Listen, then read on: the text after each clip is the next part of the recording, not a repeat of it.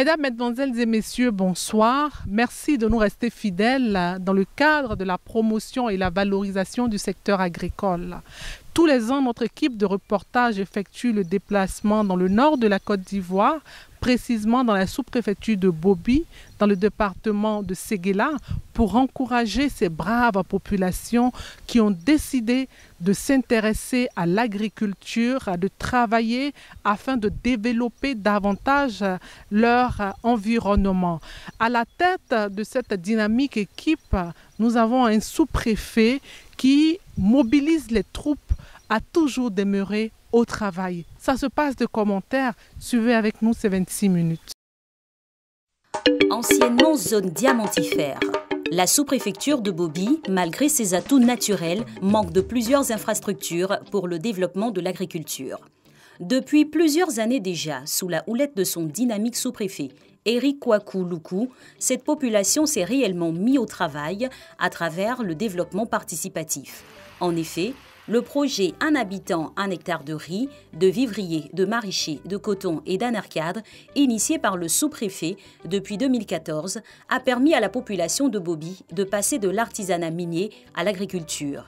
C'est donc 2500 hectares de riz pour 3000 tonnes de paddy en 2019, 200 hectares de manioc, 100 hectares de maïs, 25 hectares de piment, 10 hectares de tomates, 800 hectares d'anarcade, 50 hectares de coton, 50 hectares de teck et de mélina. 30 coopératives ont été créées et 25 formalisées. La riziculture est devenue la principale activité agricole de la sous-préfecture de Bobi et la deuxième source de revenus après l'anarcade. Grâce à leur bravoure, les coopératives d'Abo, Alakisson, Benkadi de Sagana ont obtenu auprès du Fonds international pour le développement de l'agriculture, FIDA, dans le cadre du projet Propacom Ouest, plusieurs financements, des formations en appui à la commercialisation, des appuis en alphabétisation. Un grain de maïs.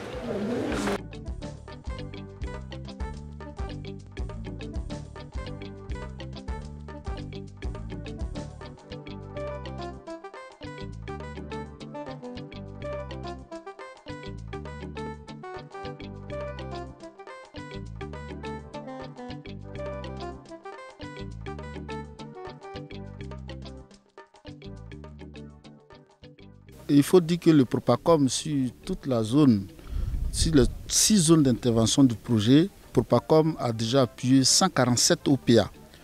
Et sur les 147 OPA, l'OPA de Bobi est une OPA très dynamique.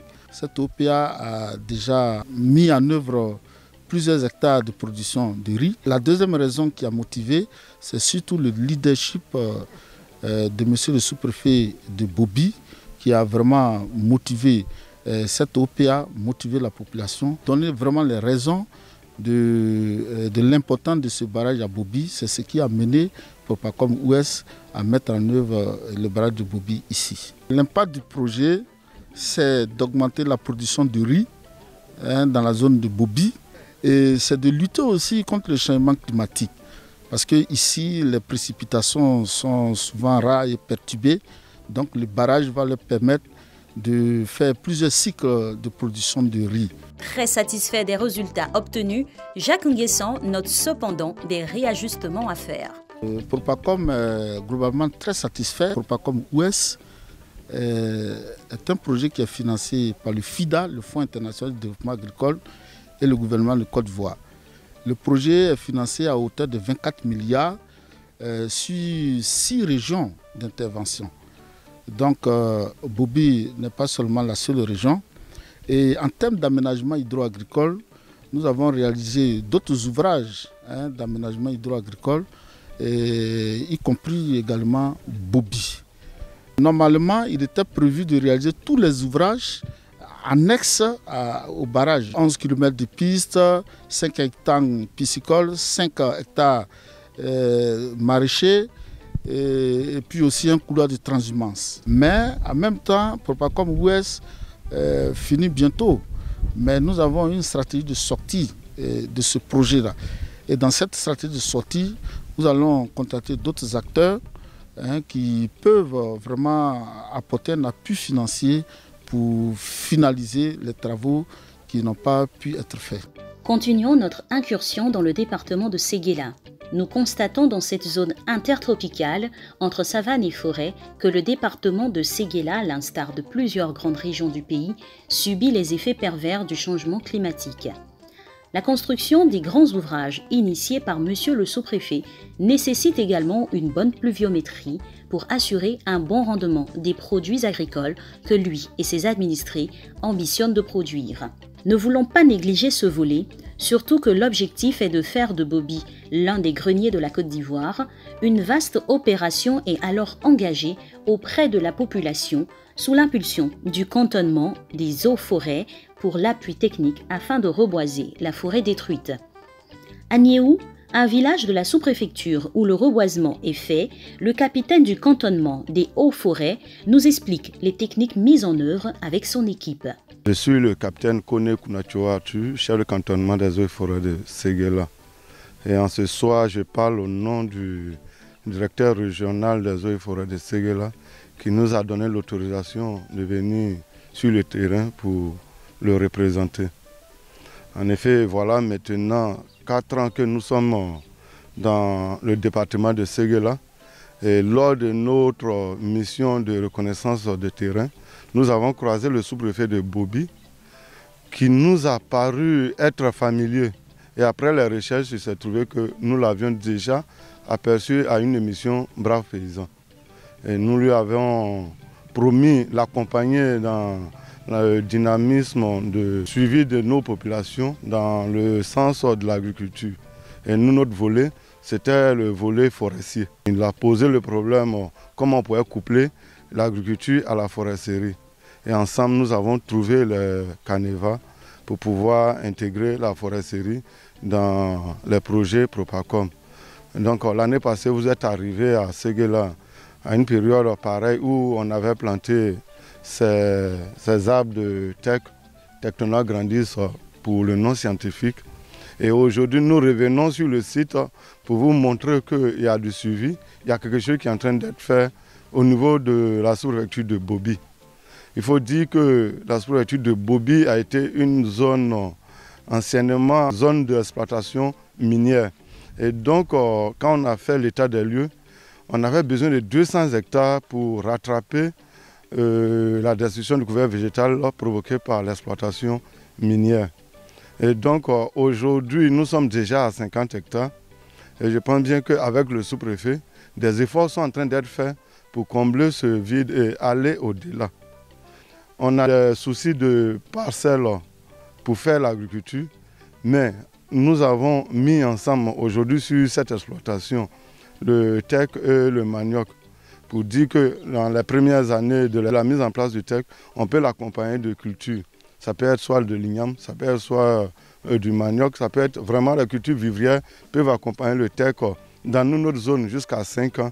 Et après 5 ans maintenant que l'espace est colonisé, voilà, donc on peut chercher à mettre la sylviculture à proprement dit de la plante de teck. Donc il faut dire que quand le sous-préfet nous a approchés, il nous a parlé des problèmes de pluviométrie. La pluviométrie qui se fait rare dans la zone où nous sommes. Et donc il a fallu que nous accompagnions voilà, le système agricole qu'il avait mis en place pour participer à la régulation du climat. Et c'est ce que nous sommes en train de faire avec ces plantes de teck. Dans quelques années, peut-être nous reviendrons ici pour calculer la séquestration de carbone qui a eu lieu sur ces parcelles que nous avons mis. Puisque nous savons qu'à travers la photosynthèse, chaque plante utilise le dioxyde de carbone voilà, pour synthétiser ces éléments nutritifs. À la question de savoir s'il dispose de plans suffisants pour ses actions, il énumère quelques doléances dont le cantonnement a besoin pour accentuer la reforestation. Il y a eu l'opération 5 millions d'arbres pour un jour. La région de Séguéla qui couvre la région du Béré et la région du Ourodougou avait comme quota de reboisement 122 500 plants. Et dans les 122 500 plants, nous avons distribué les quotas sur chaque sous-préfecture. On avait demandé à la sous-préfecture de Bobi de planter 6 000 plants. 6 000 plants. Aujourd'hui, nous sommes déjà à 3 500 plants déjà mis en terre. Et chaque fois, le sous-préfet va encore sur le terrain et nous posent les problèmes de pépinière. Bon, le seul problème actuellement, c'est la quantité, la qualité des pépinières. Il faut dire que nous avons en quantité. Et assez de sous-préfectures commencent à réclamer les pépinières. Mais bon, nous continuons toujours à la production et nous sommes sûrs de pouvoir fournir la quantité dont ils ont besoin.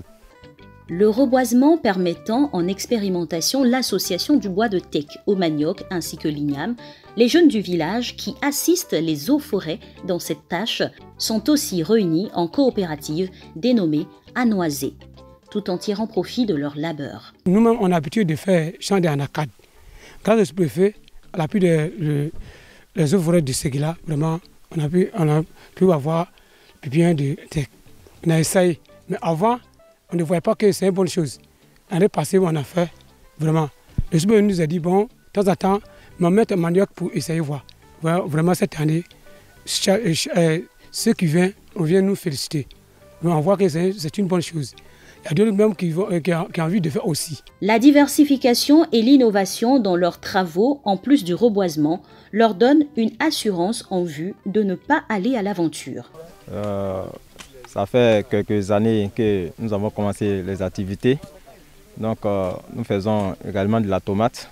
Mais cette année, on a décidé de diversifier nos sources de revenus. Cette année, on a décidé de faire le coton. Donc pour que nos sources de revenus soient plus importantes. Également, nous avons besoin du soutien des responsables de la CIDT pour l'appui technique du coton, parce que cette année, Niéou a commencé. C'est cette année que Niéou a commencé. On est dans 5 hectares. Avec l'année prochaine, on puisse à moins atteindre au moins 20 hectares. Je fais un peu de banc. Je suis arrivé au niveau de CE2. Ça, je n'ai pas pu continuer mon étude. Au début, on était venu sur l'endroit du cacao. Maintenant, je suis venu trouver mes frères. Ils sont sur la tomate. Maintenant, je suis venu, j'ai vu que non. Avant, je prenais ça comme c'était un petit qu'on appelle travail. Donc, j'ai vu, mais si j'étais dedans, j'ai vu que en tout cas, ça rapporte. Ça fait quelques années que je suis dedans. J'ai un état de tomates. En tout cas, quand j'envoie à Séguéla. On n'a pas de clients fixes. On vend à les femmes qui sont au marché. J'ai conçu ma maison avec. Donc, je remercie le commandant. En tout cas, entièrement, c'est grâce à lui qu'on a eu à faire ces trucs-là. Parce que nous-mêmes, au début, on a failli se décourager. Mais le commandant nous a encouragés. Je remercie Propacom et le FIDA qui nous a aidés à bénéficier de beaucoup de trucs. Avant, je ne savais pas lire et écrire. Mais aujourd'hui, à cause de Propacom, je sais lire et écrire. Donc, je remercie tous ceux qui nous ont aidés à bénéficier de cela. Grâce à la tomate aussi, c'est ça qui est aujourd'hui nos projets ici qu'on prend pour se nourrir. Bon, au départ, on est venu à cause du cacao. Compte tenu du climat, il y a un manque de pluie. Donc, quand on fait le cacao, ça ne réussit pas. Donc, c'est le commandant qui nous a aidés à bénéficier de ce projet de la tomate. En tout cas, aujourd'hui, c'est de ça qu'on vit. En tout cas, on s'en sort mieux. Je dis à mes amis, les jeunes, Ivoiriens qui actuellement sont désespérés de ne pas se décourager. Ils peuvent revenir à la terre, ceux qui n'ont pas de boulot, parce que la terre nourrit son homme. Également, on a des jeunes ici qui étaient découragés, mais quand ils se sont mis au travail, aujourd'hui, ils arrivent à gagner les pains de ce jour. Je dis merci au FIDA qui m'a permis aussi l'année passée de participer au sommet international de l'agro-pastoral au Cameroun. Vraiment, on a appris beaucoup de choses là-bas sur les coopératives et également sur le développement de l'agriculture en Afrique. Sous son œil vigilant, le sous-préfet nous éclaire encore plus sur les bienfaits de ce reboisement dans sa politique administrative. La circonscription de Bobi a adhéré au projet reboisement après l'initiation à l'agriculture. Vous savez très bien que Bobi aujourd'hui est devenue une zone importante en matière agricole. L'agriculture va de pair avec la destruction des arbres, la destruction de la forêt. Et donc, ce que nous devons faire aujourd'hui, c'est de tout faire pour associer l'agriculture au reboisement, l'agroforesterie. avec le cantonnement des eaux et forêts de Séguéla et la direction régionale, nous avons initié un projet ici porté donc sur le reboisement, encouragé à cela par le gouvernement ivoirien qui initie chaque année des opérations de reboisement. Et cette année, c'est un jour 5 millions d'arbres. Et la circonscription de Bobi est très engagée à encourager sa population à adhérer à ce projet. Et comme vous le constatez, depuis 2018, nous sommes lancés dans le reboisement dans nos circonscriptions. Nous sommes passés de 20 hectares à 50 hectares en 2019 et cette année nous visons les 100 hectares. Parce que l'objectif c'est de passer, selon les études qui ont été menées ici, compte tenu donc de l'exploitation artisanale du diamant, nous devons passer à 200 hectares pour permettre à notre circonscription de bénéficier de pluie. Parce que nous faisons l'agriculture, mais s'il ne pleut pas, effectivement les planteurs ne pourront pas s'en sortir, ne pourront pas avoir un très bon rendement.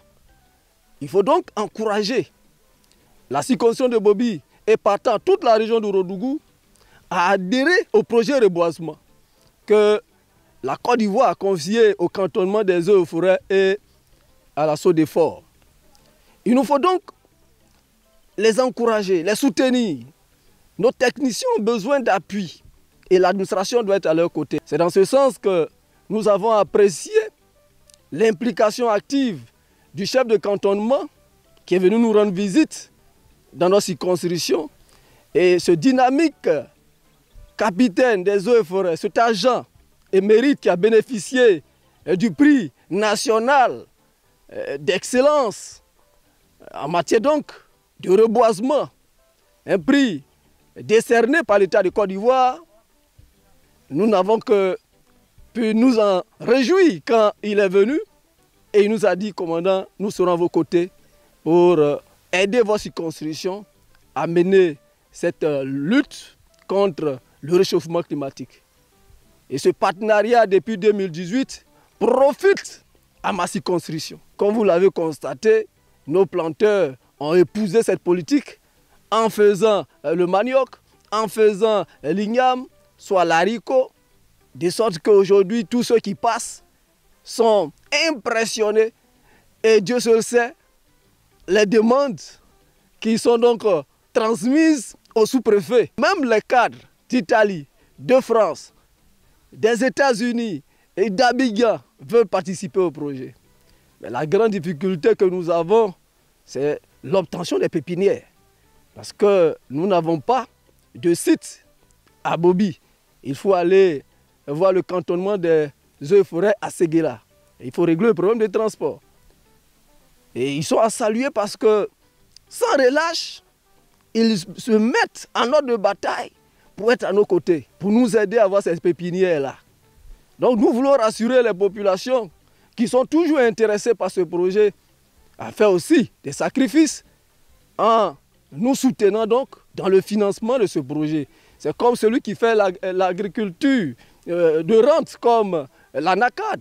Il n'attend pas que l'État vienne tout faire pour lui. Il se met aussi en ordre de bataille pour avoir les pépinières, pour faire son champ. C'est la même chose que nous devons aussi faire pour le TEC, parce que c'est une plantation que nous sommes en train de mettre en place. Et je tiens à féliciter les planteurs de Niéou qui ont compris cette politique. Le chef du village a donné l'exemple en faisant 2 hectares. Le président des jeunes, 1 hectare. La coopérative à Noisette, pratiquement tous les membres ont adhéré à cette politique. Aujourd'hui, c'est Bobi qui est en train de suivre le pas. On me dit, commandant, on n'a pas assez de terre.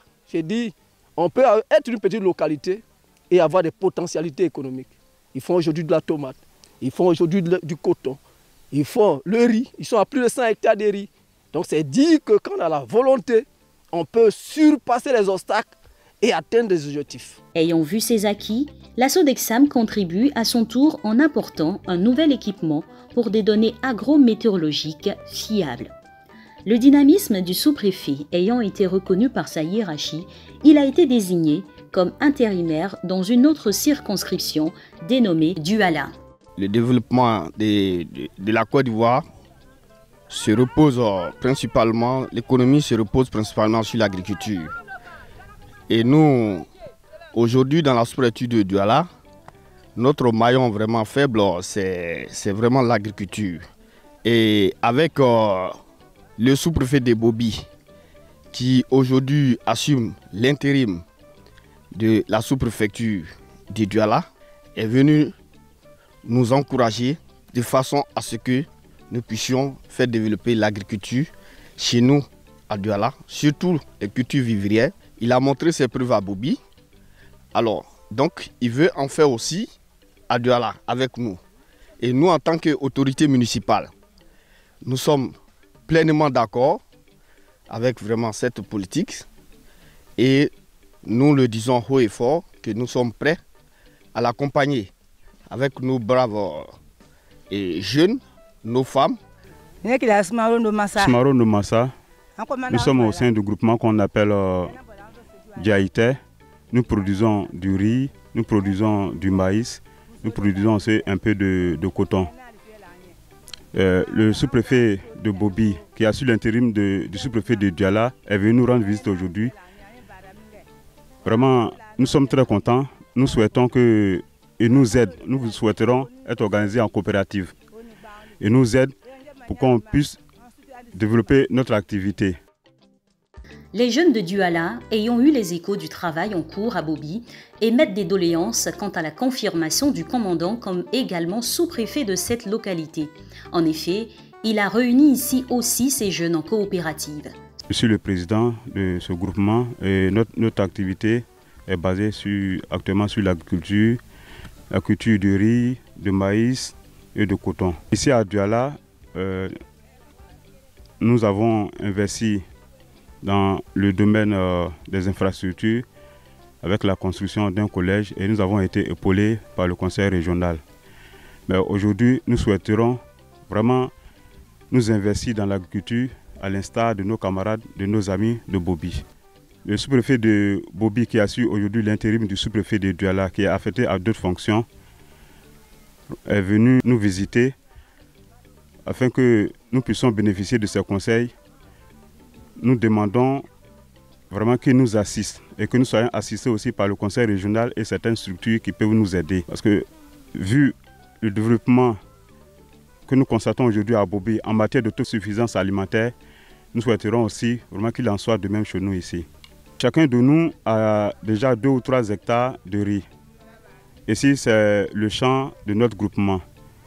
Nous ne sommes pas prêts aujourd'hui à nous aventurer dans l'eau pour aller se faire tuer. Si vraiment nous pouvons réussir dans cette agriculture, nous restons et nous sommes prêts. Anibara! Anibara! Dansez! Félicitations, félicitations! Voilà, vous voyez quand on travaille ensemble là, les gens vont vous aider. Moi ici de vous encourager. Pour que vous puissiez bénéficier aussi de l'appui de l'État. Vous voyez, c'est quand on se regroupe là qu'on peut vous aider. Si vous acceptez de vous regrouper, c'est facile qu'on vous aide. Mais si vous travaillez de façon solitaire, c'est bien. Vous pouvez vous nourrir. Mais le financement de l'État, là, ça sera difficile. Parce que l'État aide, tous ceux qui se regroupent. Voilà, donc je tiens à vous féliciter. Sachez-le, nous allons vraiment travailler ensemble. Nous allons vous encadrer pour que vous puissiez bénéficier d'infrastructures de nature à vous permettre de prendre en charge vos familles.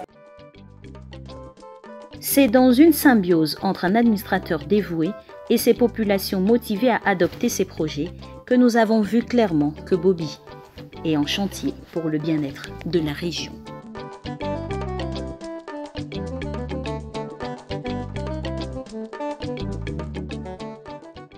Nous sommes au terme de nos 26 minutes. Au nom de toute l'équipe de AVA, je voudrais féliciter M. Loukou Eric, sous-préfet de Bobi, pour ce travail remarquable qui est abattu aux côtés des populations et nous l'encourageons à demeurer à leur côté afin de les encadrer à réussir dans le secteur agricole.